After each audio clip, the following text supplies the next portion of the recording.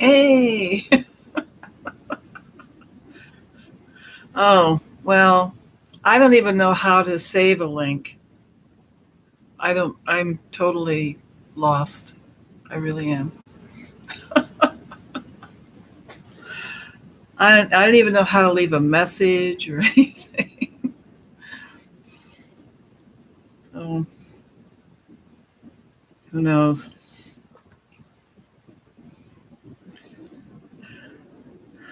Should I wait a minute? Oh, hey.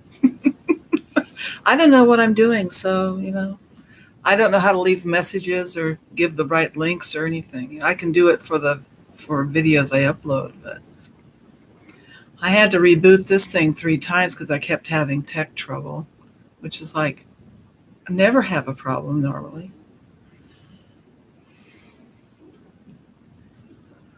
I'll wait another minute, then I'll start my stories that I have friends and family that have had some bizarre things happen.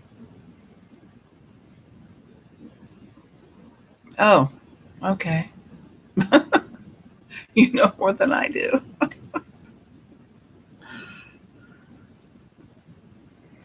So I woke up this morning at 6:39 my time. Hey, hi Lucky.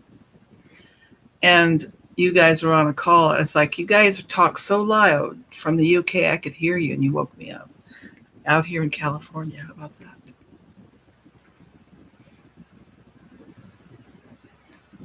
Okay. I suppose I could start, unless anyone else is coming in, which they may not. They may. Anyway, the stories today are high strangeness on the highway, experiences close friend, family, and I have had.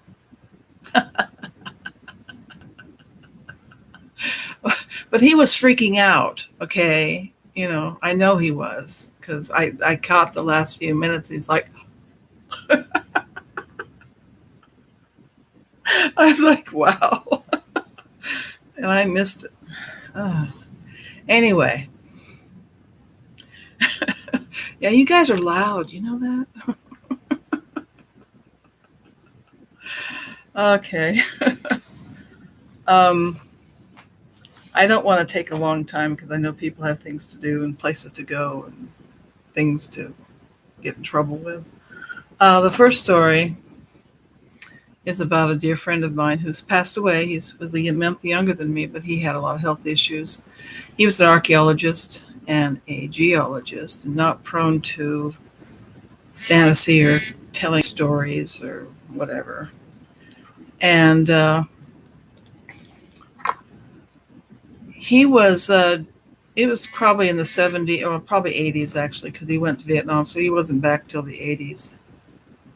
Um, he was driving through the hills east of Santa Barbara in Southern California. There's a coastal range that goes up through the Southern California, Northern California, pretty much.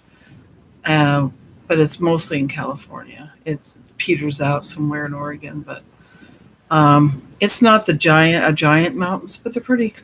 They're you know they're bigger than the ones in Wales. Okay. Anyway, um, and he was driving, and he was a bit of an adrenaline junkie and not too careful. He was a young man. He was probably driving too fast, as he probably was prone to do. And he was going around those twisty roads in those hills, those mountains, and you can't see around a corner. And they're only like a little over a lane wide. They're not even 2 lanes wide. And he comes around the corner, and there's a car stalled right in front of him, and he has no time to stop. So he braces for impact and probably hits his brakes and finds himself on the other side of the stalled car, in his car, perfectly okay. No impact, car still there. He's fine. His car has nothing wrong with it. Never hit anything. Um, I've heard lots of theories about what this might be that happened to him, from time slips to going through dimensional portals to angelic intervention or whatever. But this is something that he told me happened to him, and it was, I guess it really changed the way he looked at things after that. Um, that's not the only story of weirdness that happens. My brother Clark and I and my mother were in a big Ford 3/4 ton truck with a huge camper on it. Very heavy, very hard to move it very quickly. Pretty much once you get moving, it's awfully hard to stop it. And my brother was had lost the vision in his left eye due to cancer.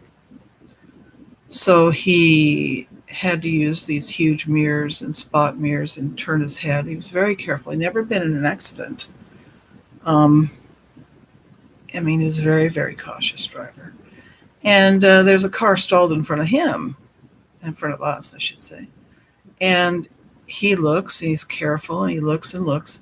And he starts to pull signals and starts to pull into the other lane to pass the obstruction in front of him.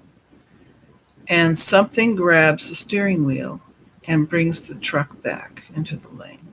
And just that time, some car zooms past, going really fast, to pass all the cars that are stalled. It would have been a bad thing if he'd been hit by that car.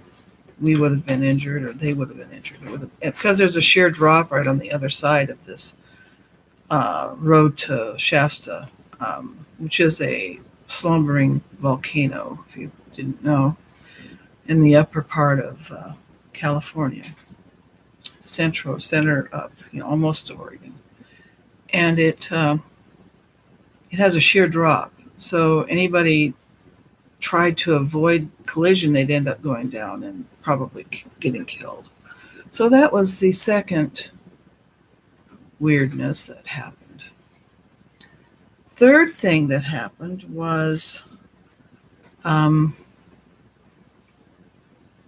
quite a few years ago. My son had surgery, I do believe, my number 2 son, in a sinus or something. He either had some kind of throat thing going on. I don't know exactly. And it was a dark and stormy night, actually. I'm not kidding, it was. And we couldn't get any food in him because his throat hurt, and he just nothing was appetizing.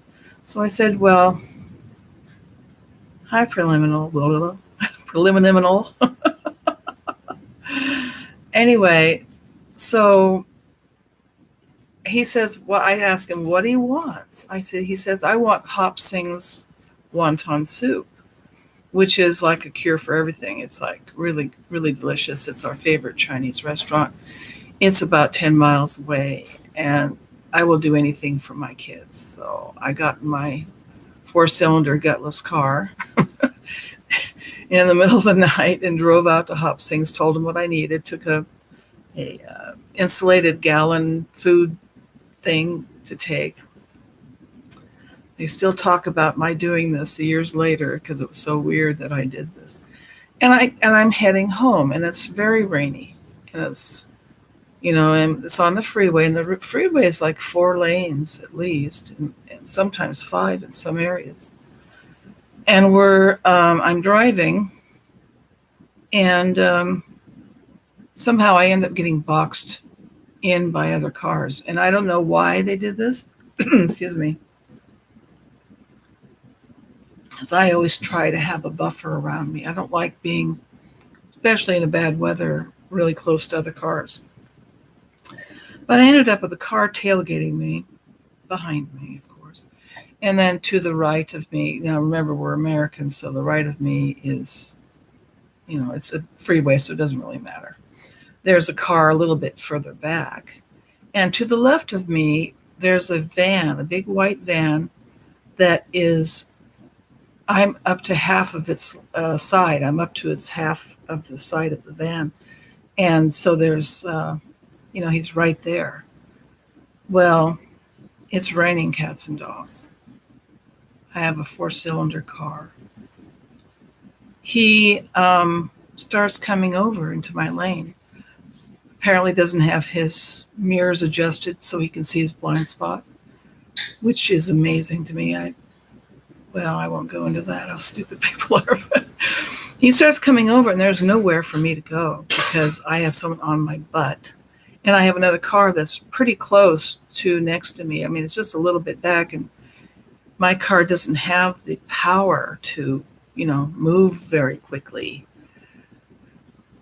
Well, this guy starts moving over, and all of a sudden, my car moves to the right lane and instantly moves back, and I'm behind the white van.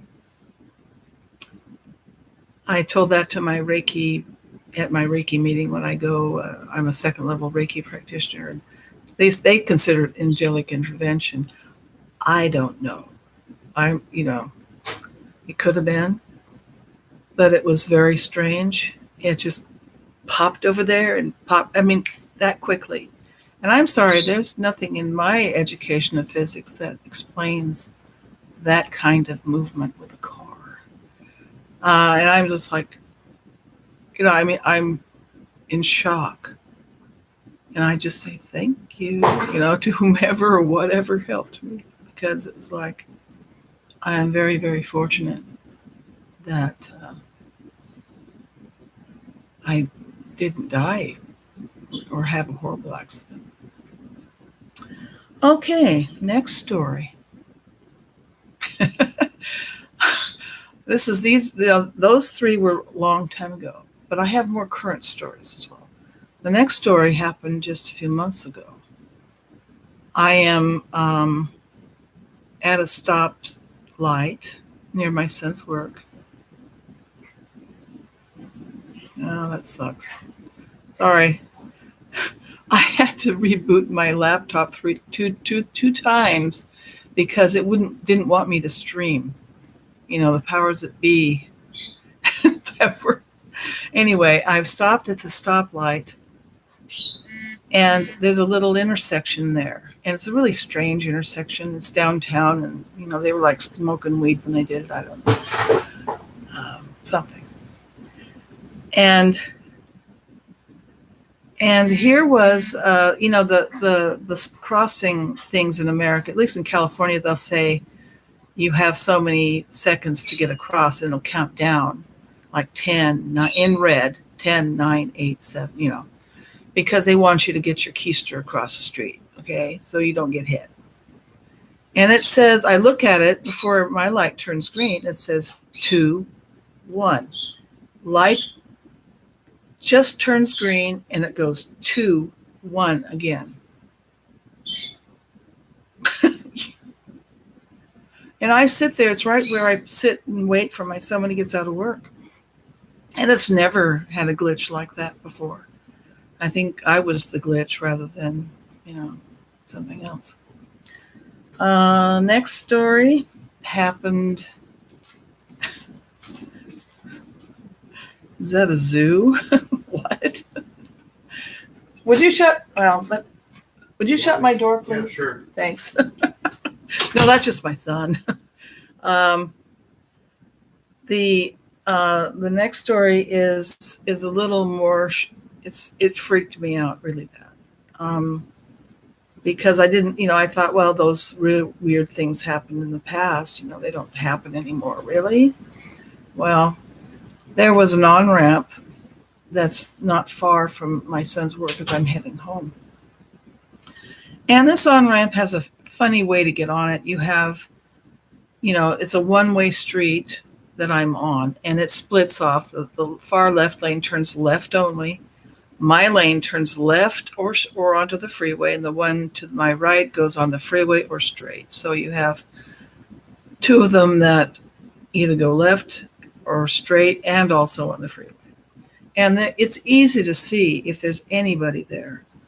It's not a big area. You can take a glance, and you can instantly see if there's anyone there. And I make sure they mark it so you know which lane you're supposed to go into from your lane into the freeway. So it's very easy and it's like no brainer. Well, I go like I normally do, and I'm not gunning it or doing anything stupid. And I'm making sure I'm staying in my lane. That all of a sudden, just as I enter the on ramp, my car has shifted over to the right into the other lane. And there is this giant, truck. It's like, the King cab, huge thing. All I can see is the door. It probably has those giant wheels and everything. And he came out of nowhere. He was nowhere. I looked, there was no other vehicle anywhere near me. And this truck just appears and my car shifts over to the right. We both hit our brakes. Um, if I had been in his way, he would have honked at me way before that point happened because they don't hesitate to honk at you here. It was like for a few moments we were both stunned and just stopped. And he zooms on ahead, and after a few seconds, he finally honks at me like he finally realizes that was weird. Why was she there? And it's like, I don't know how that happened, how I got shifted to the right, and he ended up. There's hardly that enough room for that truck by itself in a lane. I don't know how we didn't collide. I really don't. Or have him honk at me because I was in his way. It's like, I thought, well, maybe he was in that left turn only lane and thought he could get on the freeway, but there was nobody there. Absolutely nobody there. Um, Now those are, possibly glitches in the matrix or whatever you want to call them. But we also had, I have some dear friends, my Reiki group, and one of my friends who's passed away last year, she did a lot of driving, and she would visit her family in Southern Cal. And there's a section of freeway that when you and it's they're the same length. Okay, they're right next to each other. The lanes, the lane going one way, lane going the other way, are right together. They're not different in size or anything. They don't go different places, but it's longer to drive one way in time, like an hour longer than going the other way. And that doesn't make any sense. Why? And it doesn't always happen. It just happens sometimes. Going one way will be longer than going the other way. Um, on the trip to Shasta, this was many years later. My Reiki group, before I was that close to anybody, so I wasn't invited. Went up to Shasta. They rented a hotel and some hotel rooms, and we're going to go hiking around to finding the energy centers and all that stuff, up there. And she heads out. Now, she's driving herself. Hi, Bubbles. Um, she's driving herself, and she stops once for just, you got to stop once, stretch your legs, because it's a 5-hour drive. And, that's a long time to be sitting on your caboose. And so she's gets out part way, maybe gets gas, gets a drink, goes to the bathroom, whatever, you know, rest up, take a break.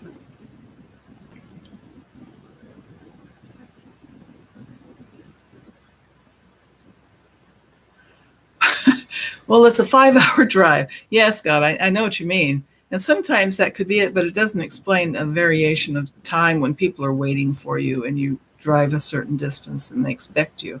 They expected my friend Paula after about 5 hours, because that's about how long it takes you, 5.5.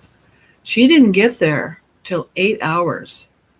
And she doesn't drive slow. She says, I drove the normal speed, and she's done this before, done it in 5 hours. There was no excessive traffic. It was a normal drive, but it took her 3 more hours. And that is, I'm sorry, that's a little hard to explain too. Um, my friends also took a drive from probably Bakersfield or Barstow to Sedona. There's a drive there. I don't know which road it is, but they said, They traversed that area in an unbelievably short period of time, way too short of a time for driving a car through there.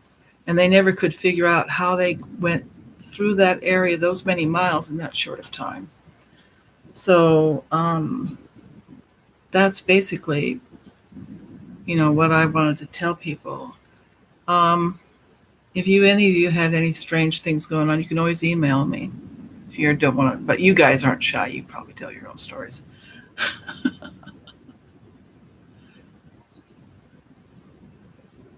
Back before we knew about the Mandela effect, we just put it down to strange, but got on. Yeah, right. Now we know I think things are connected and influencing. I mean, I don't think anything works in isolation. Um, I don't know if we're causing it because we're strange or if it's just happening to everybody. I don't know. No idea. Um, but that last one that happened on the freeway, that truck just appeared out of nowhere. That I knew that truck was not there a moment before. And there's no way my car would have moved into the other lane because I never, I'm never that careless. I'm always careful to stay in my lane. And I never zoom it or go too fast. It's like, because it's usually pretty heavy there. Yeah. It's like, it just freaks you out for a while though, because you just remember that reality, what we call reality, isn't quite so solid, you know? They say there's more space than there is matter. So maybe that's what's going on. I don't know. Anyway, next week, I'd like to talk about my manifesting experiences and how bizarre some of them have been and how amazing and incredible. Um, so I think I'm going to sign off. I don't want to take a lot of time. Um, I want to thank you all for coming in, and I'll be doing this next week, same time. And we'll talk about manifesting stories. You can always call me, or not call me, but message me, I suppose, on Facebook, or email me if you have a story you want me to share or you want to tell me something you've experienced. Yeah, Cupid was talking about how the Schumann resonance was freaking weird looking right now. And I woke up at a weird time this morning that, my brain was going, hamster wheel. And I usually sleep, 6, 7 hours. I don't know. It's fixed when I'm done talking. Let's make sure nobody hears this woman talk, Um, well, thank you all. And you have a good day.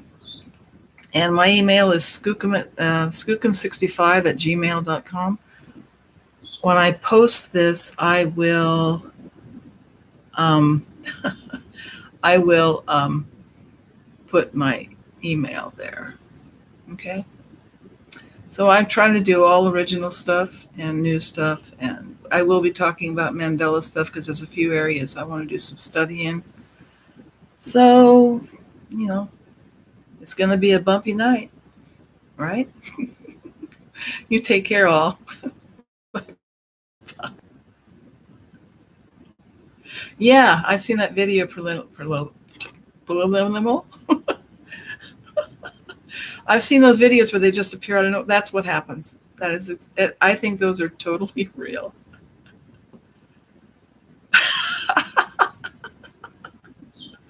Oh, well. I will look forward to talking with you again next week. Be well. Bye-bye.